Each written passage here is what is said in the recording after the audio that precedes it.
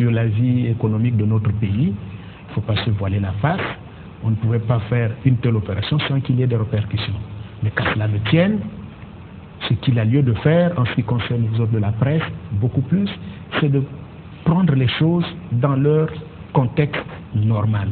Ne pas envenimer parce qu'il y a eu une situation par là, dire ah non, c'est la catastrophe parce qu'il y a eu... Non, des bouleversements comme ça arrivent dans tous les pays. Vous savez, il y a eu une mutation du marché du travail. Il y a des changements énormes qui s'opèrent. Les métiers évoluent. Donc il faut que les peuples s'adaptent à ces nouveaux métiers, à ceci pour qu'on avance. Ne croyez pas que je sais que pour le moment l'opération est encore en cours.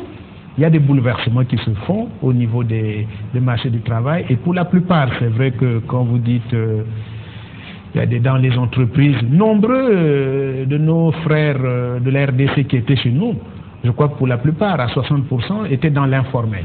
Il y en a très peu qui travaillaient de manière formelle. Donc, normalement, les entreprises formelles ne devraient pas en souffrir.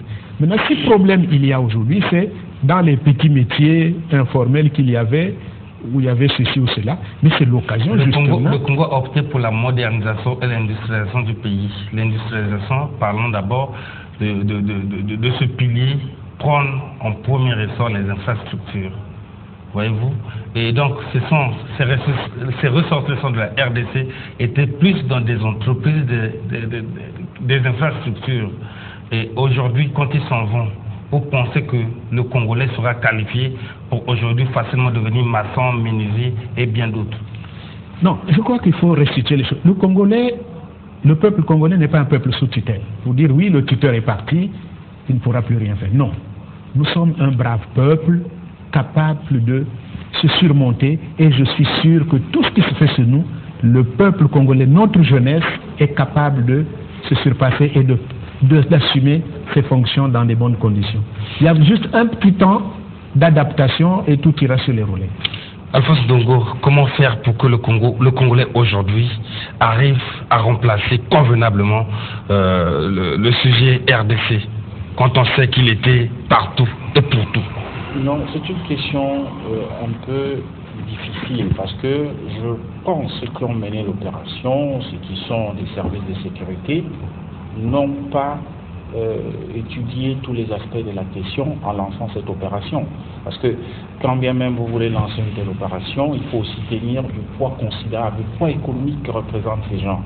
Monsieur Kamba parlait tantôt du secteur informel, mais je voudrais bien lui dire que c'est justement le secteur informel qui est le vrai soubassement de l'économie.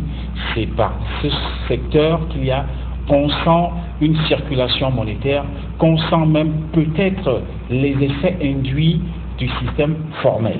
Donc, qu'on le veuille ou non, ce secteur est très sensible et si on n'en a pas tenu compte, je le regrette parce que je suis au regret de constater qu'on n'en a peut-être pas tenu compte. Et ce n'est pas de but en blanc qu'on peut tout de suite supplanter nos frères de la RDC dans certains métiers où ils avaient, il faut le reconnaître en termes d'avantages comparatifs, où ils avaient quand même une certaine maturité, pour ne pas dire une certaine preuve dans ce qu'ils faisaient. Il n'est pas facile, tout le monde sait très bien que les jeunes Congolais ne se donnent pas assez pour certains métiers. Je vous donne un cas concret. Avant de venir dans ce studio, quelqu'un me disait que le stade de Kintélé, qui d'ailleurs devrait abriter les prochains Jeux africains, il se pourrait que si l'on y prend garde, il se pourrait que le chantier connaisse d'énormes retards. Parce que c'est ce monsieur qui a été chargé justement de recruter quelques manœuvres, quelques manutentionnaires, mais qu'on ne trouve pas pour l'instant sur le marché. Ça veut dire que les Congolais ne sont pas qualifiés dans certains domaines? Moi, je ne saurais prendre le risque de dire que les Congolais ne sont pas qualifiés. Ils sont qualifiés dans certains domaines, mais c'est maintenant en termes de quantification. Parce que lorsqu'on engage des grands travaux d'industrialisation, ou alors lorsqu'on veut être le hub, comme cela a été défini, de l'Afrique centrale, évidemment, je prendrais le risque d'utiliser le terme cher à Nicolas Sarkozy des migrations choisies. C'est-à-dire que vous vous dites quand même que bon, ces gens, ceux-là nous sont utiles et ceux-là ne nous sont pas utiles. Donc ceux qui ne nous sont pas utiles, c'est-à-dire la racaille, c'est-à-dire ceux qui se livrent à des activités tout à fait sulfureuses, ben cela, évidemment, mérite d'être conduit à la frontière. Mais ceux qui apportent une plus-value, n'est-ce pas, au secteur informel, comme s'il s'agit de ça, évidemment, je pense que ces gens, pour moi, sont importants. Ça, je le dis en tant que journaliste de la presse économique, aucun pays ne s'est développé sans l'apport des étrangers. Les États-Unis sont la première puissance mondiale aujourd'hui, c'est grâce à l'apport des étrangers. La Guinée équatoriale dans la sous-région de l'Afrique centrale est devenue un pays, comme on dit, le Eldorado du golfe de Guinée, c'est parce qu'il y a eu l'apport des étrangers. Donc on devait héberger les étrangers sans papier? Non, les étrangers qui sont utiles. Quoi, je disais tantôt, je n'aime pas cette expression de Sarkozy, l'immigration choisie, mais des gens qui, à mon avis, peuvent nous être utiles. Parce que je vous donne un cas de figure. Même n'ayant pas de papier. Je vous donne un cas de figure. Non, n'ayant pas de papier. Lorsque les gens n'ont pas de papier, vous savez, quand il y a eu les lois, parce qu'en France, on a amené certaines personnes à régulariser leur situation, sachant que ces gens sont utiles pour le développement de la France. Donc, on peut naturellement dire, sur la base de certains témoignages, vous savez dans le quartier que ce monsieur est ici depuis 30 ans et qu'il apporte quelque chose au développement économique du pays. Sur la base de cela, on peut lui dire, on vous donne 3 mois pour que vous soyez en situation régulière. Pour le bien de l'économie, je tiens à dire que c'est l'économie qui gouverne le monde aujourd'hui, c'est pas la politique. C'est l'économie qui gouverne le monde. Et si on veut dynamiser notre croissance économique, si on veut être le hub de l'Afrique centrale, si on veut être un pays qui, n'est-ce pas, est en première ligne sur le plan financier et économique dans la sous-région, évidemment, on ne peut pas occulter le fait que certains étrangers nous apportent quelque chose dans le développement économique. Ok, monsieur Obika, je voudrais vous poser la question de Yann, qui lui voudrait savoir comment la résidence Elonda, j'allais dire l'hôtel Olonda, n'a pas pu faire des papiers à ses agents de la RDC, alors que c'est quand même un hôtel de renom ici à Brazzaville. Ah si, il faut que je le redise et que je le reprécise. Chez nous, les résidents, les employés que nous avons sur place sont parfaitement en règle et régularisés, mais même avant cette opération, hein, puisqu'ils sont embauchés chez nous sur la base de ce partenariat qu'il y a avec l'école hôtelière de Kinshasa. Mais pour revenir à votre intervention de tout à l'heure, à la remarque que vous faisiez quant à parler du fait que les Congolais seraient habilités à remplacer ou pas cette main-d'œuvre qui est partie, je crois, à mon humble avis, ça c'est le citoyen qui parle, que la question ne devrait pas être posée dans ce sens-là. Le problème que nous évoquons actuellement, la situation que nous traversons actuellement, est beaucoup plus délicate, je le crois, et beaucoup plus complexe que cela. Pourquoi? Parce qu'elle pose beaucoup de problèmes. Elle pose beaucoup de problèmes économiquement. C'est vrai pour les employeurs comme nous sommes, hein, n'est-ce pas? Parce que tout le monde n'a pas eu la chance d'avoir ce type de partenariat que nous avons avec l'école de l'autre côté. Donc, nous avons employé, comme chacun de nous individuellement et certainement beaucoup d'entre nous, chez nous, des employés de maison qui n'ont jamais été régularisés. Tout ça, c'est... Je crois qu'on est allé un peu vite en besoin, sans vouloir juger l'action et l'intervention et de l'État et de la police, qui est tout à fait légitime. L'État congolais est libre de recevoir qui le veut sur son territoire. Mais je pense que la question, comme je disais tout à l'heure, est beaucoup plus complexe. Pourquoi? Parce qu'il ne s'agit pas de n'importe quel peuple dont nous parlons. Voyez-vous? Il faut reposer les choses, je crois, avec moins de passion et se dire quand même que nous partons de la même souche. Il faut repartir un peu plus loin. Cette réalité des Congolais RDC au Congo ne date pas d'aujourd'hui, n'est-ce pas? Nous avons toujours vécu comme ça. Hein, et l'histoire nous rappelle que notamment ceux de Kinshasa sont les nôtres, puisque Kinshasa était le royaume vassal du Congo, de Makoko, n'est-ce pas? Donc, il faut repartir de tous ces échanges de migration qui ont été faits, Vous voyez, la présence de ces Congolais de l'autre côté n'est pas, je vais dire, venue ex nihilo. Non, il y a vraiment un brassage entre ces deux peuples Et voyez-vous, aujourd'hui, on pose la question en termes de zones urbaines, mais les mêmes Congolais RDC se trouvent tout le long du fleuve. Si vous allez à Lukolela, vous verrez que le village d'en face du fleuve s'appelle pareil qu'en face de l'autre côté. Et les échanges vont même jusqu'au point hospitalier. Des femmes de chez nous, n'ayant pas des conditions d'accoucher chez nous, accouchent de l'autre côté. N'est-ce pas? Et vice-versa. Ces échanges sont nombreux. Et donc c'est pour ça que je dis que, à mon humble avis, une fois de plus, nous avons été un peu vite en besogne. C'était légitime, certainement, mais on aurait pu y mettre la forme, prendre des gants, parce que effectivement les liens séculaires qui sont les nôtres sont plus forts que la circonstance qui nous sépare aujourd'hui. Monsieur le combat, d'abord il faut dire que vous êtes un élève de Denis Sassou Nguesso, parce que vous avez mis en exergue sa volonté, celle de cultiver la terre. Vous êtes agricole, permettez l'expression, mais tout de même, est-ce que même dans le cas de vos entreprises, vous ne sentez pas cette absence considérable des sujets RDC? Non, bon, écoutez, je suis dans l'administration publique, on ne le ressent pas. Je parle peut-être, comme je disais tout à l'heure, les gens de la rue, dans les activités dans l'informel, et peut-être dans les entreprises, ceux qui employaient nos frères de nation le ressentent, mais au niveau de l'administration publique, on ne peut pas le ressentir. Est-ce que les Congolais s'adaptent quand même? Mais les Congolais finissent toujours par s'adapter. Il y a un début déjà? Il y a tout un début, mais c'est un grand peuple, nous sommes un grand peuple. On n'est pas, comme je disais tout à l'heure, on n'est pas un peuple sous tutelle. Et même souvent, les gens ont l'habitude de dire oui, le Congolais est paresseux. Le Congolais n'est pas paresseux, il s'agit seulement d'un problème, d'une question de contexte. Vous savez, le Congolais a été formé pour être fonctionnaire. Il n'a pas été formé pour travailler dans les petits métiers comme ouvrier spécialisé. Non. Nous étions faits, ça c'est depuis, il faut remonter à la coloniale. Brazzaville était le siège de l'Afrique équatoriale française qui formait les infirmiers, les enseignants qu'on envoyait dans les autres États de l'Afrique centrale. Et chez nous, dès l'instant qu'on arrivait en classe de 3e, on disait devenir fonctionnaire, on est chef, on est appelé à faire ça. Donc ça procède de tout ça. Et maintenant que les choses évoluent, comme je disais tantôt, le marché du travail évolue, il y a des mutations, il faut amener le peuple à s'adapter. Et je crois que cette adaptation, cette mutation est en train de se faire, nos jeunes gens sont en train de s'adapter.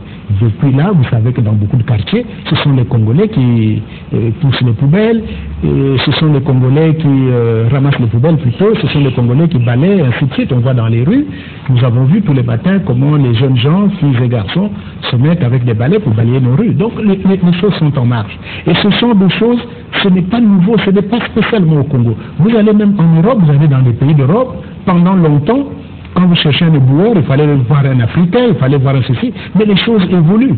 C'est pour ça qu'aujourd'hui, il ne faut pas qu'on s'alarme, ah non, c'est la catastrophe, non. Il y a un petit temps d'adaptation et ça va arriver, le changement va se faire, le pays va s'adapter. On n'est pas dit comment, à dehors de ceci, on ne peut pas évoluer. Est-ce qu'on doit attendre un changement dictatif quand on sait qu'il y a un gouvernement qui est là, qui ne met pas en exergue des moyens d'incitation? Non. Je ne dirais pas comme vous dites, mais aujourd'hui, ce genre d'activité, je crois qu'il faut engager maintenant ce qu'on appelle par exemple les conseils départementaux, les associations de développement, les ONG, pour que tous travaillent à l'amélioration des conditions d'exercice de ce métier. Parce qu'aujourd'hui, vous savez, le Congolais, de manière générale, c'est quelqu'un qui est un peu, comme tu dirais, fiéreux. Mais si demain on améliorait les conditions d'exercice de ce métier, vous allez voir qu'il y aura l'affluence. Pour le moment, ça commence à aller timidement, mais avec les efforts qui vont être faits par les conseils départementaux, les associations de développement et autres, l'amélioration. J'ai vu par exemple certains maintenant, au lieu de prendre des pouces comme ça, ils utilisent maintenant comment on appelle les motos de chinois, là, les motos avec chariot. Oui. Ben, c'est plus facile et beaucoup de jeunes gens s'y mettent. Vous voyez que ça commence à. L'évolution vient avec tout ça. Pour revenir un peu sur ce que disait mon frère tout à l'heure, bon, les chantiers du stade qui manquent d'ouvriers et autres. Mais vous savez, quand j'étais jeune, j'ai vu arriver la société, à l'époque, aujourd'hui c'est Saris, mais à l'époque ça s'appelait la Sian. La Sian ne trouvait pas les ouvriers à Jacob, parce qu'il n'y avait rien. Mais on envoyait des véhicules dans les villages, recruter des jeunes gens. Mais s'il manque la main-d'œuvre ici, il suffit d'envoyer des jeunes gens, des véhicules, aller recruter des gens. Dans nos villages, il y aura des ouvriers pour finir ce stade. On n'a pas besoin d'attendre que le Messie vienne d'ailleurs. Non. Donc c'est ça, les solutions, nous allons les trouver localement. Alors je pense aussi que, pour dire un peu à ce que dit, l'opération n'a pas été une opération, oui, qu'on aurait dû, quand on dit oui, on aurait dû faire ceci. Comme j'ai dit tout à l'heure, n'oublions jamais que, comme j'ai dit tout à l'heure, personne ne le niera. Et ça, je crois que le Congo met au défi n'importe quel État d'Afrique, que nous sommes le pays le plus ouvert et le plus laxiste qui soit. Et le plus paresseux. Non, paresseux, je ne suis pas d'accord avec vous. Le peuple congolais est un brave peuple qui sait se mettre au travail quand les conditions sont là pour travailler. C'est tout bureaucrate. Monsieur Alphonse Ndongo, que devrait faire aujourd'hui l'ONEMO, l'organe représentatif du ministère du Travail, à l'occasion, par rapport à ce qui se présente? On aurait voulu qu'un représentant d'ONEMO réponde, n'est-ce pas, à cette question, mais si on peut essayer d'avoir une tentative de réponse, l'ONEMO aujourd'hui, justement, devrait être dans son rôle régalien de créer des conditions incitatives pour absorber la main-d'œuvre qui, évidemment, traîne encore dans les quartiers et qui ne veut pas se prendre en charge. Mais le problème de qualification à ce moment-là intervient. Et j'ai entendu M. Kamba parler tout à l'heure des jeunes qu'on peut faire venir des villages. Je suis d'accord, mais encore faudrait-il que ces jeunes aient la qualification requise, parce que pour travailler dans un chantier comme celui-là du stade, il ne s'agit pas tout simplement d'avoir des gros biceps. Il faut aussi avoir, n'est-ce pas, la qualification requise.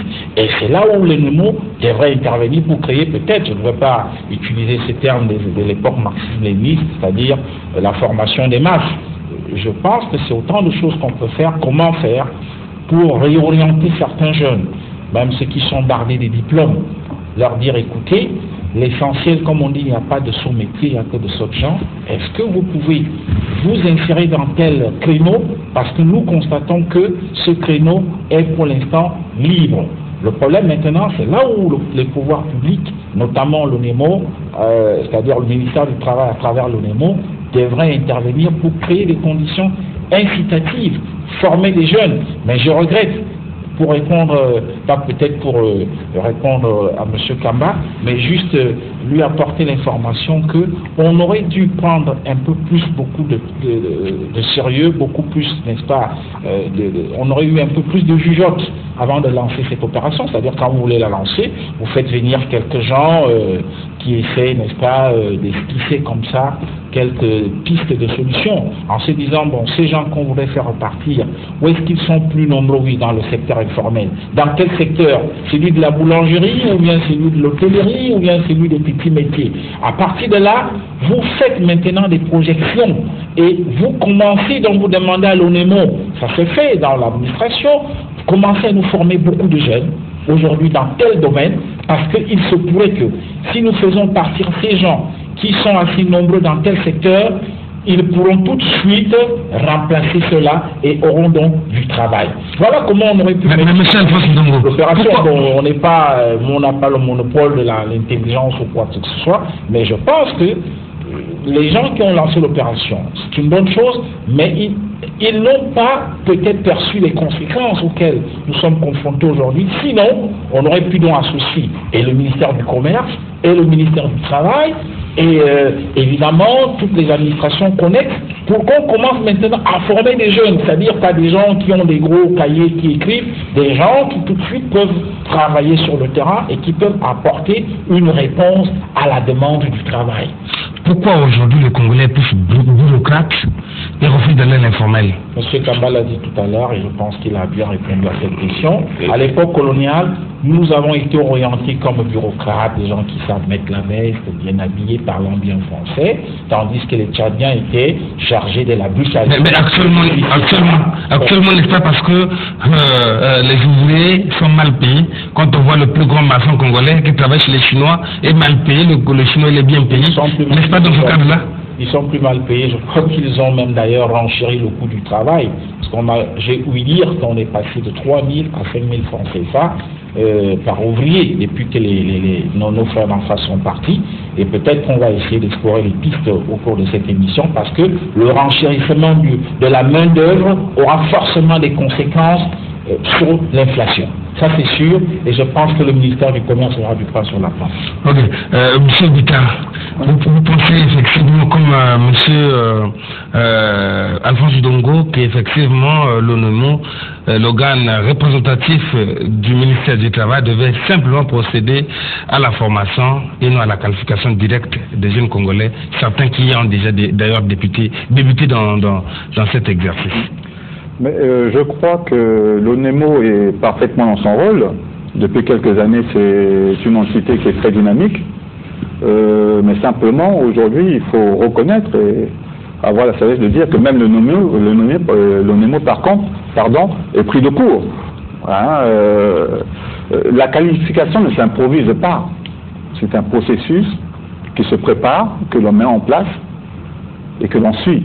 On ne peut pas proclamer, qualifier des jeunes gens aujourd'hui au métier que faisaient les autres quand ils sont partis. Mais moi, ce qui me attire plutôt mon attention sur le contexte général, je ne comprends pas, et j'y trouve d'ailleurs quelque chose d'assez malsain, de la manière dont nous avons, notamment au niveau de nos autorités, le sentiment, le besoin de vouloir se justifier sur ce qui s'est fait. Vous avez 30 secondes parce qu'on va repartir vers la régie pour la partie publicitaire. Donc, nous n'avons pas à nous justifier. Ce qui est fait est fait. Simplement, il faut reconnaître que ce n'a pas été fait comme il aurait dû que ça se fasse. Voilà.